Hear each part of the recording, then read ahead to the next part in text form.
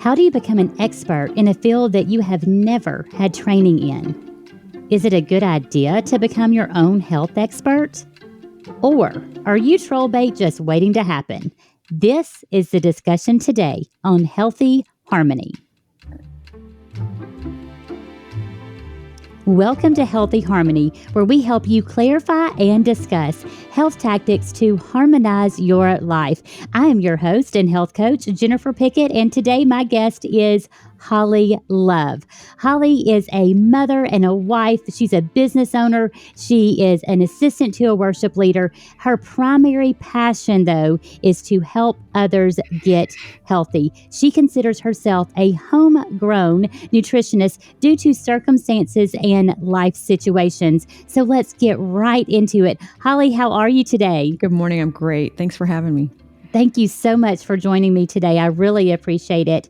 So let's get right to it. You wear a lot of hats. You lead workshops. You coach individuals on nutrition and healthy living, but you've never received any professional training. Do you consider yourself a health expert? Not by any means at all. I just happened to be put in a situation with my mom's health that kind of forced me to look up and research health, and it just really opened my eyes to the realization that food is the overall consequence of our health. Oh, wow. So tell me what happened with your mom that really kind of led to this mission of discovery. In 2013, she was diagnosed with colon cancer. I really didn't know anything about it. I was one of those people that really had the old adage of, everything causes cancer. We all die at some time. Well, it becomes personal when it's your mom. Through the process of walking alongside her with the treatments and the doctor visits on a daily basis, I just started doing some deep research. And after reading, I just came to the realization that our diet seemed to be really the basis for the beginning of most cancers and other diseases. And that's when I just realized I had to make a change, not only for myself, but to be able to help others. So we have both been through very, very difficult circumstances with our moms. That's something that you and I share in common. We've both lost our mom to cancer. But I love how in the middle of that very difficult time in your life, you determined to do something. Mm-hmm. And that something was to really dig into the research and figure out what you could do to help your mom. So tell me, where did you start with that, Holly? That is a huge, huge world out there. And how did you even know where to start? I didn't. I was so ignorant, and I just literally started with Google searches, which led to books, which led to just information. It was information overload for a while. I had to process and sort and filter through everything. I was pulling from people that I felt really were knowledgeable in the field, but some of the information seemed to be just old information. Being in the hospitals and in the cancer centers with my mom, I had access to some stuff, and it kind of opened my eyes to some of the information that was out there that I probably wouldn't have seen just on a daily search, I guess. Once I started doing that and started filtering through it again and realizing it just kept coming down to the same things, diet. And that's then when I kind of switched gears. And instead of focusing on cancer, I focused on food. And it came full circle at that point. Wow. You referenced being in a cancer center. So I think our tendency is to trust the experts where we're at, trust the doctors, the nurses, etc. Did you find any nutrition help from the cancer centers? I hate to say where I was, not really. Okay. The sad thing is I felt like obviously their number one thing they were pushing was medicine, and that's their job. But I felt like at that point, that person that was there because of cancer, and they were probably at a pretty far along stage in that cancer.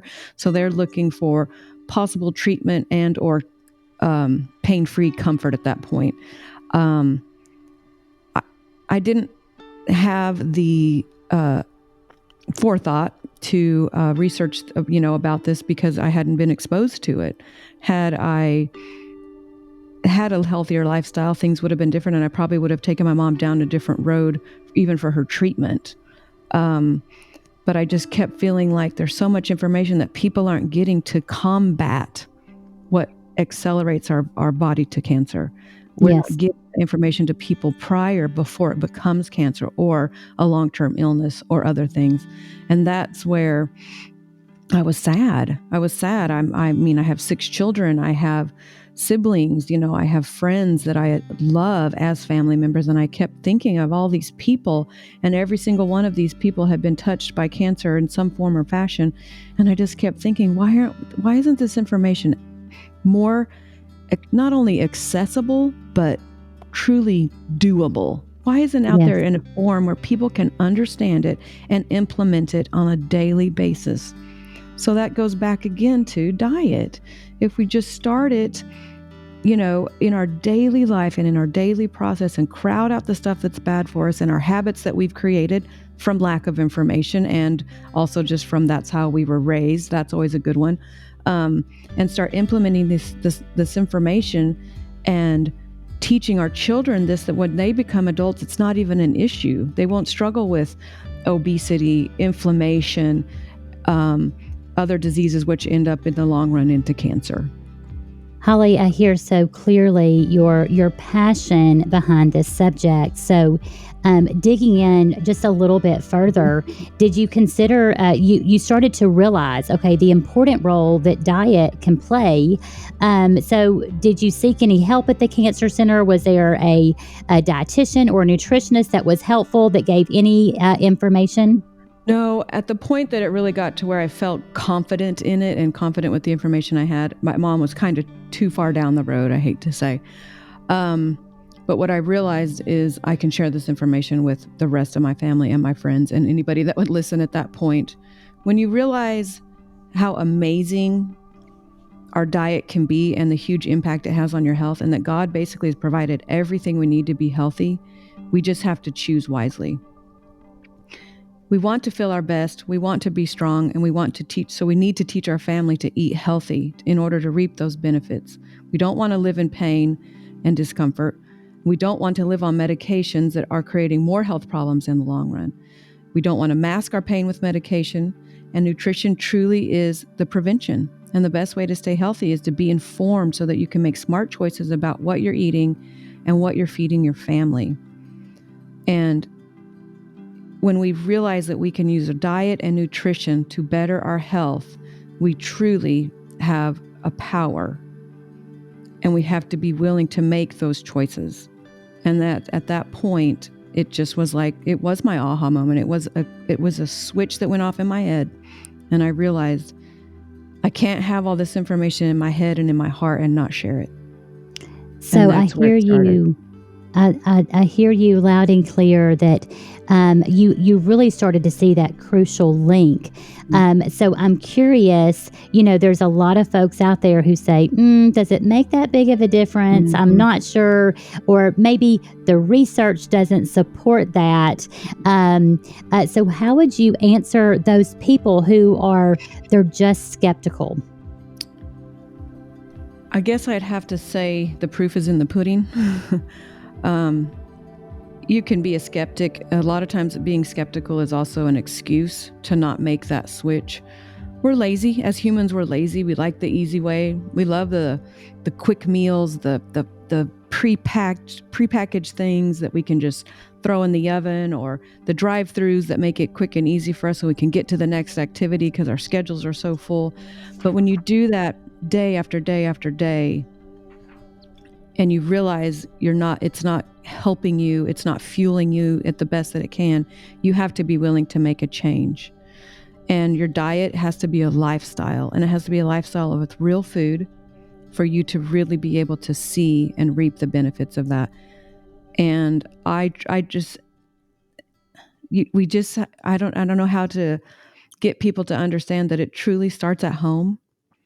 It starts with what you're putting in front of your children, what you're putting in front of yourself. If what you're eating is not fuel, it's killing you.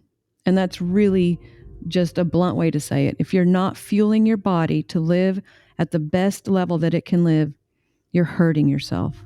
Yes. And I think we're finding more and more that food is not just fuel, it's information. So the question is, what kind of information are you putting in your body?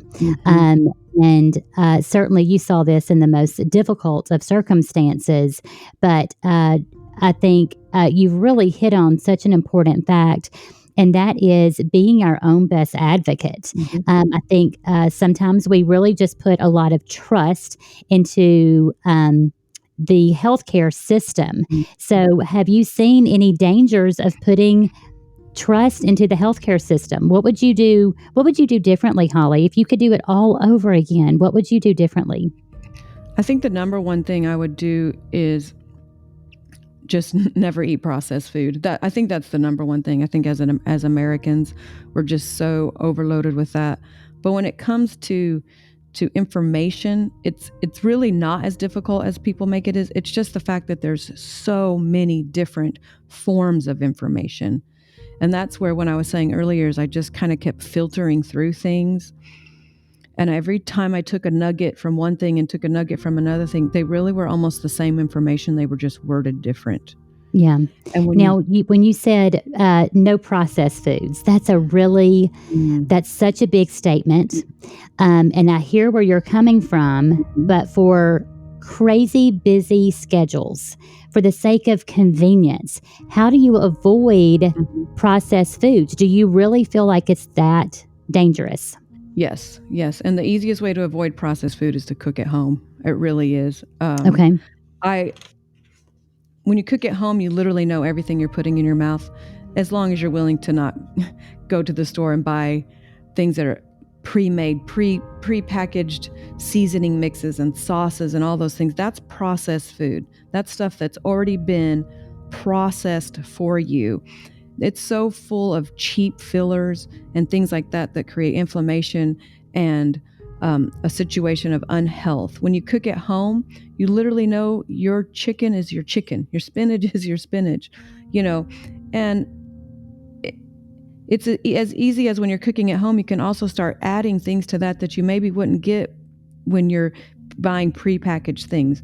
Add more vegetables, add more fruits. Your chicken can be free-range chicken. You can even have meatless meals where you give your body a little break and energize yourself with plant-based foods. All those things like that just, when you're at home, you get to experiment. Some things go straight in the garbage. I've been there. I've done it many times. But sometimes you find things that your family loves that are so healthy. And again, you're just giving them that fuel they need to continue to be healthy. So how do you respond to that mom, that the person who's responsible for making the meals, who says, "Hey, I don't even have good cooking skills. I don't know where to start. I don't even know what foods to eat." How do you respond to that person? I call it crowding out. That's the first thing I tell a lot of my people at my workshops and stuff is, I don't expect people to go home and dump out their pantry and clean out their cabinets and start over. And it's expensive to do that. But you start by crowding things out. The next time you go to the store, instead of buying the Little Debbie, maybe you buy the ingredients to make homemade cookies. You can still have sweets, but think about what's in there. Read the labels. Look at your food. Start buying alternatives and start using things that you can understand what the ingredients are. After the first 4 or 5 ingredients, if you do not understand what that ingredient is on that list, do not buy that item. Yes. It's really as simple as that. If you need a chemistry degree to decipher that label, we are in trouble. Yes. We are in trouble. Implementing little things every single day to make changes. Eventually, you'll have your pantry completely turned over. Everything that is in there, you will know exactly what it is, and you don't care if your kids go over there and eat it. You won't even worry about that they're eating it, because you know everything that's in there and everything that's in your fridge and everything that's in your freezer. And one of the simple tips that I like to give when it comes to grocery shopping, because I think this is such a huge topic and one that is very overwhelming to people, is to really focus on the perimeter of the grocery store. That's exactly right. Oh, sorry. Go ahead. I tell all my clients the same thing. If you can stay out of the center of the grocery store, you're doing awesome. If you can stay out of boxed items, you're doing great. Because that's where it's the most confusing, right? Yes. And I think, too, you've got these huge power plays being made by food companies, and they are marketing these items to look healthy, and it's nothing but junk food disguised as an healthier item, and most of those are in the middle of the grocery store. Yes, I totally agree. And the other thing too is there's so many trigger words, low fat, diet, light, natural, all those Gluten words. free. Yeah, just because it says it's healthy choice or a natural choice really does not mean that it's healthy. You Yes. have to turn it over and look at the label. So I'm curious to hear how you would get someone started. Let's say that it is just someone's norm to do takeout most of the time. When they do cook at home, it's mostly the box meals, the processed foods, whatever is quickest and easiest. How would you advise somebody to get started? I'm curious to hear how you would advise somebody to get started with cooking meals at home using real foods. So basically, we all kind of know what our family likes. We know whether they're, prefer chicken and are they okay with vegetables. You really have to start with recipes that your family's going to, it's a pretty much a sure thing, I guess is what I'm saying. You have to start with that. Start with simple things. Again, just don't look for the cheap, easy way out. If you're going to make pasta, then buy a good pasta. If you're going to make chicken, get chicken and do your own seasoning and cook it yourself instead of getting a pre-packaged seasoning mix or something like that. And switch over from using butters to using coconut oils or olive oils or avocado oils. And that's a whole nother topic we can talk about sometime is oils. People are so afraid of oils. Our body actually needs oils. Our brain, our eyes, our hair, our skin, our all of our organs, they need oil, just like a car needs oil to function and for things to run smoothly. And the word fats has taken on such a bad rap that people are just mortified of eating anything that has any kind of oil in it.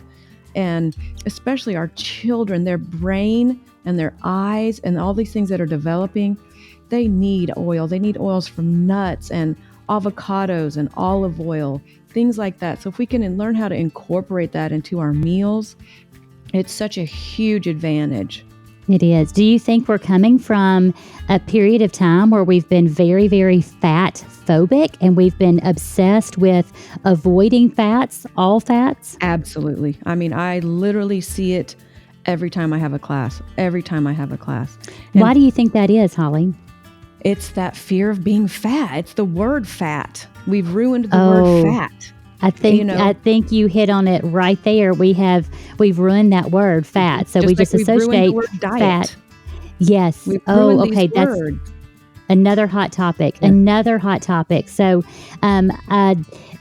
I think we are coming from this very fat phobic society. So, I mean, I've had, I've been trained as a dietitian. So looking back at my training was certainly trained to really promote that low fat diet. And now simply we know better.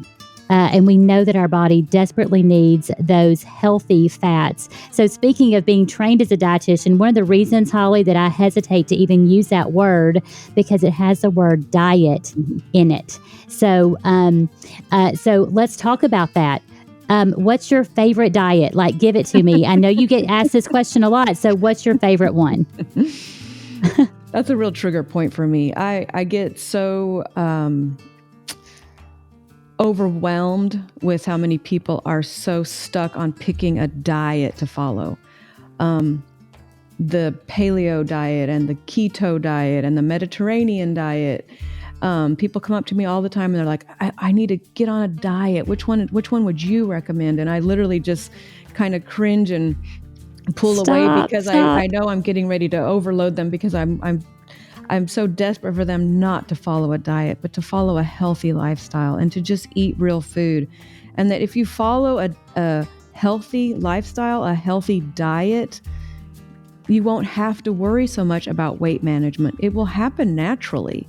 If you're taking in everything good and not taking in the bad stuff that your body's hanging on to because it can't process it, the more you eat natural and the more you give your body that energy and the fiber and the water and the oil that it needs to process and eliminate everything, the weight will slowly start falling off.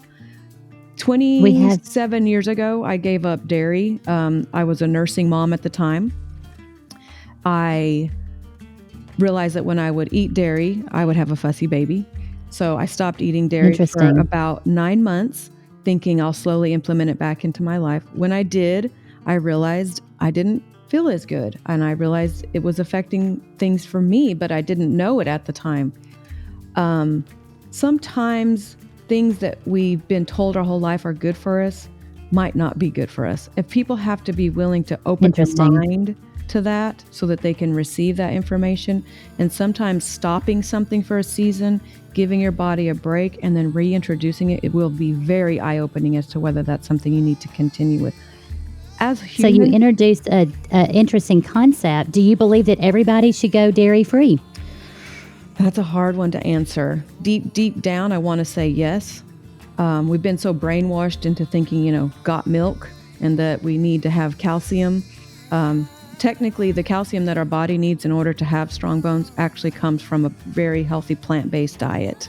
Things like broccoli, believe it or not, are very high in the calcium that we need to help our bone density. Nuts, all these nut milks that are available. My goodness, 27 years when I gave up milk, I had shelf-stable soy milk as an option and some rice milk, unless I wanted to go buy fresh. I think I could get goat's milk. I just to look at the store now and to know that I can pick whether I want an almond milk or a cashew milk or flax milk or oat milk. I mean, my goodness, it's amazing. If you don't like almond milk, try a different one. Try something. Give yourself a break. Dairy is very mucus creating, which is a high inflammatory. Okay. So if you've got kids that have a lot of, and I'm going to get real here, constipation. Yes. That have a lot of body odor, that have a lot of sinus issues or allergies. If you've got kids that have eczema or psoriasis at a really young age, dairy is probably, I'm not guaranteeing this for every person, but probably one of the biggest culprits for that. And this is something that they need to consider. Yes, consider it. Just consider, even for 30 days. Consider. And I do find it interesting that you referenced earlier eliminating it for a period of time and then introduce it and see how you feel. Yes, absolutely. So speaking of, some foods that could be highly inflammatory and could really lead to some disastrous health effects, what are some other items that you like to kind of warn people about? Yes. First of all, sugars. Processed white sugar is a huge culprit. Corn syrup, which is in so much of our food, especially the stuff that our kids eat, it's in ketchup. I mean, it's in so many foods, we just don't even realize it. Even a lot of people who think they have a really low sugar diet, if they're not reading labels, they're getting more sugar and corn syrup than they even realize. It's shocking, so all of those yes. hidden sugars. Yes. But you've got so many folks who are like, well, it's not that bad. Like it can't be that bad. How do you respond to those folks who say it's not that bad? It is. And I'm very clear about that. It is so bad. It is literally killing our kids. Our children have so many health issues, and sugar and processed foods are the things they keep coming back to. Corn syrup in the cereal that they eat in the morning, and the little Lunchables and the fruit snacks. And then in the afternoon, they come home and they have ice cream or a Jell-O and things like that are just laden with this. And they're eating it all day long. They're just kind of grazing on this all day long, and they're never giving their body a break.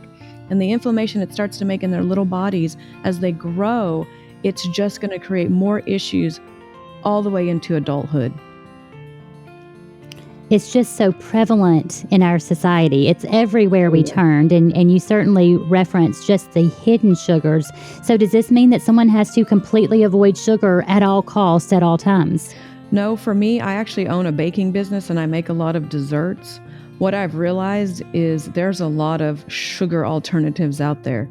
Now, before we go further on that, let's keep in mind artificial sweeteners are there's not even a word big enough for how bad they are. These things are toxic and they are not the alternative. When I see a mom choose a Diet Coke for her child as an option to drink because it has no sugar in it, I just want to start crying. I'm cringing. I'm cringing over here a little bit. It's not a better alternative. At that point, they're better off drinking the Coke. Your body can actually process the sugar at some point. It takes a long time, creates a lot of issues. But if you're going to have a Coke, have a Coke. Diet Coke is pure poison.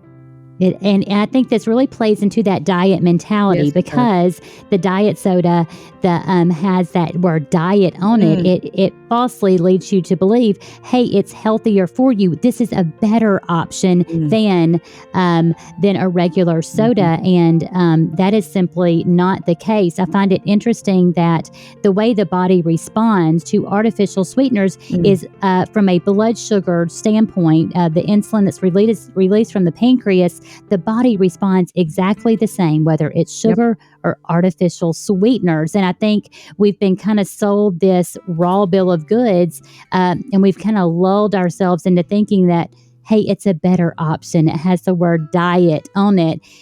And then we apply that to our kids. Of course, it's okay for our kids to have that. Yes. Yeah. It's a trap. It's just a trap. People get so hung up on no sugar and counting calories and all these things. So then when they do eat, they're looking for ways to get more food with less calories so that they feel full. Well, your body's hungry. It takes a lot of energy to run this body. And it does. And so if you're going to fill it full of empty calories and empty foods, you're not going to feel good. By the time you wake up in the morning, your body's going to be so exhausted from processing stuff that it can't even recognize. And it's not going to be ready for the new day. If you give it all the fuel that it needs, when we're resting and our body's doing what it's supposed to be doing, that's when you wake up in the morning with energy, you're not in pain, your head is clear, and you're ready to go on with your day. And you have a happier outlook because you feel better. It's really hard to be happy when you wake up in the morning and you feel like crud. I agree with that. Holly. So I think the problem that we have here, though, is that we're coming from this diet mentality, where we certainly have marketing forces working against us, and we're like, wait a minute, I'm not supposed to. So you're saying I don't have to eat fat-free, I don't have to count calories, but I don't know what to eat, and I need to make sure my family's going to eat it. It has to taste good. So how do you help people discover that, for lack of a better word, that joy of cooking, that art of preparing food at home that is flavorful? Let's talk about flavor and the food experience a little bit. So I think that's why the workshops that I host have done so well. I have a partner and we do workshops, and one of the biggest things for especially it's predominantly women that come to this, is they're looking for new, better, healthier, quick, simple options to eat healthy. And that's kind of a generic thing that seems to, just a general thing that seems to be happening. So it's easy for us to just show them some simple things that they can implement that helps them. It's small things, but that you can use on multiple facets to broaden your culinary, experience. When you learn to add more vegetables, people don't realize how much flavor vegetable has. That's one thing. Use what God has given us to create stuff without additives, without keeping, without more salt, more butter, more oil, things like that aren't healthy. Look for ways to implement with fresh foods that are out there. Okay, so you reference fresh foods and vegetables. Now, I don't know about you, but I remember some vegetables that were prepared for me when I was very young, and they were not good. In fact, they were pretty nasty. Yes. And then a lot of our other vegetables were just came from a can. So, how do you get fresh vegetables to taste good? How do you prepare them in a manner to where your family will be like, yeah, I'll try that? I think for me, even personally, one of the biggest switches for me was learning to roast my vegetables. Oh, I love roasting. I think I was like you in the sense of the vegetables that I had growing up were either overcooked to the point of mushy and flavorless, or they were so laden with butter that you weren't really even enjoying the flavor. You were just eating more butter. When I started roasting, and when I say roasting vegetables, I'm talking there's pretty much not a vegetable out there that I haven't at least tried to roast. It really does take our vegetables to the next level. It brings out the natural sugars in them, which makes them, it just enhances the flavor of them. Sweet potatoes, carrots, broccoli, Brussels sprouts, anything that you as a kid had that was probably boiled or just baked. Yeah. Cut it up. Not good. Toss it in a little bit of avocado oil or coconut oil, just a little sea salt. And if there's a seasoning you really, really like rosemary or thyme or something like that, toss it on there and just roast them. You can go, I'm telling you, girl, you can go on Pinterest and find any way to roast any kind of vegetable in a healthy manner. It's amazing. I love that. So when you say roast, what temperature and how long? Obviously, depending on the vegetable, but what temperature and how long? It does. Most of the time, it's between 400 to 425 degrees, depending, again, how small you've cut the vegetables up. I toss them in a little bit of a healthy oil, a little sea salt, put them on a sheet pan that's got some parchment paper on there, easy cleanup, and then you just throw them in the oven, roast them about halfway through, about 10, 12, 15 minutes, again, depending on the vegetable. Give it a little stir, put it back in the oven for another 10 to 15 minutes. Just watching it. You can find recipes online for stuff like that, and it's very simple. And I'm all about the quick and easy. That is for sure. All about the quick and easy. A couple different vegetables in the oven by the time you can get your meat cooked or whatever your entree is.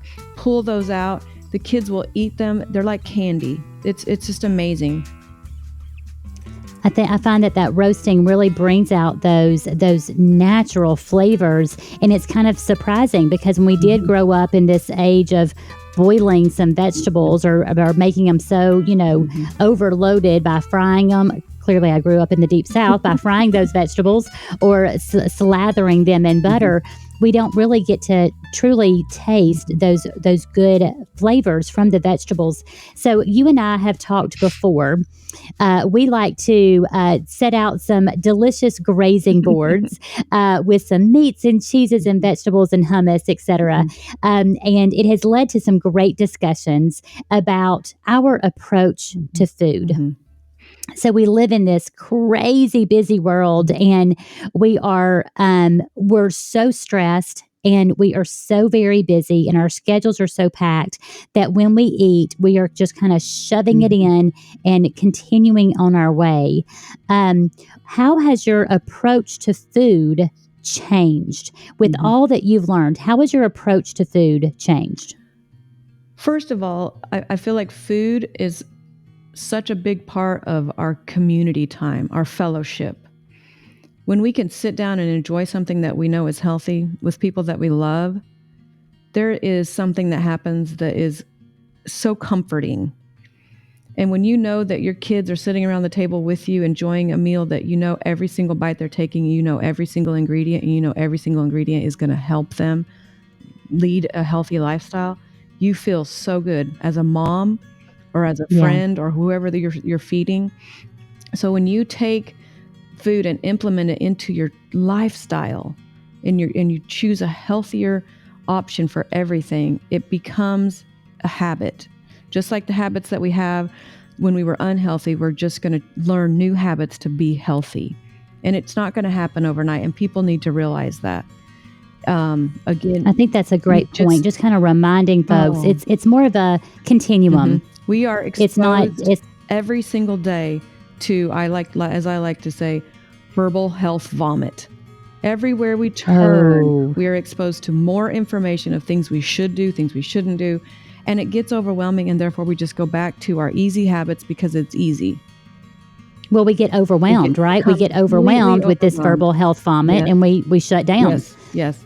So you have to figure out for you, for your lifestyle, your schedule, what is it you're going to do? Are you going to just slowly start with breakfasts maybe? Maybe are you a person that packs lunches? Maybe you start with your lunches. Or you're the one that makes the dinner every single night of the week. Start with your dinners.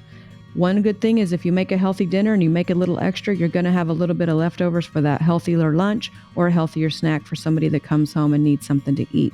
The more you prepare That's a great time-saving tip. The more you're going to realize it's up to you, especially as the mom, to make those choices. If you don't bring it in your home, they're not going to eat it. And that goes for the good, the bad, and the ugly. If you bring in the bad, they're going to eat the bad. If you bring in the good, they're going to eat the good. But you have to have it available. Have the fruit available. Have it washed and cut and ready to go. And if you are short on time, roast the vegetables ahead. They can sit in the refrigerator a couple days and you just pull them out and warm them up. And believe it or not, cold roasted sweet potatoes tossed in a salad are amazing. Try it. Oh, that does sound good. Thank you for that suggestion. Holly, I have absolutely loved our discussion today. I'm actually antsy because you and I could talk literally for hours on end.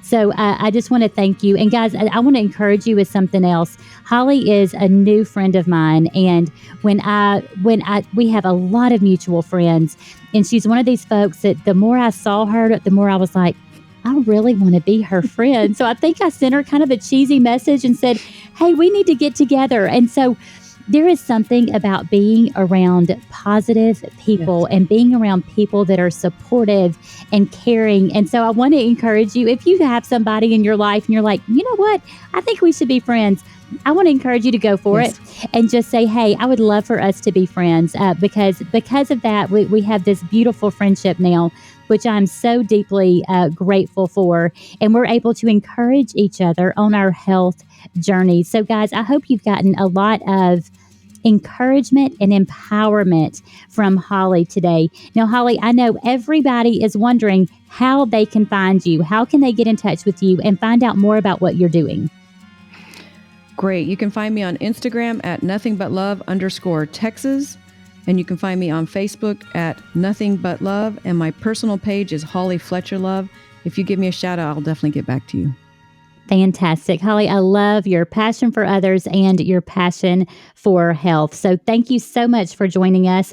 Guys, also remember to subscribe to us on your favorite platform of choice, Instagram, Facebook, at Inspire Healthy Harmony. And hey, join in the discussion group on Facebook where we hit those hot topics just like we did today.